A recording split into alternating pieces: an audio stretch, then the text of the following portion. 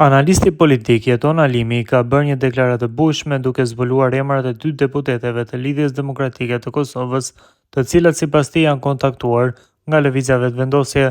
Bëhet fjalë për deputetet Serbeze Muça dhe Arjeda Abazi, për të cilat Alimi tha se ekziston dyshimi se mund të jenë në shënjestër të përpjekjeve nga ana e vetëvendosjes për të siguruar përkraje në kuvend. Sipas Alimit, ky zhvillim mund të lidhet ngushtë me insistimin e kryeministrit Albin Kurti dhe subjektit të tij politik për votimin e fshehtë gjatë procesit të zgjedhjes së kryetares së kuvendit të Kosovës.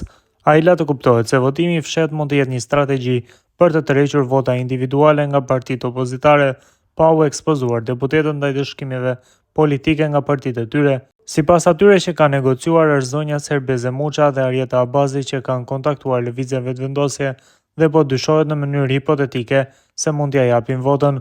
Dyshoj që insistimi i zotit Albin Kurti dhe vetëvendosjes për votim të fshehtë lidhet pikërisht me këtë, deklaroi Alimi.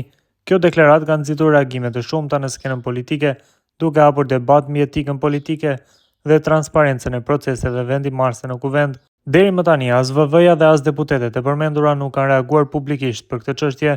Megjithatë, burime brenda LDK-s kanë bërë të ditur se partia do të kërkojë sqarime në lidhje me pretendimet që janë bërë në publik. Lëvizja vetëvendosje si partia më e madhe në kuvend është në kërkim të aleancave për të siguruar shumicën e nevojshme për zgjedhjen e kryeparlamentares, duke i qëndruar stoik emrit të Albulina Axhiut dhe pas një situate të tensionuar politike që ka penguar formimin e institucioneve të reja.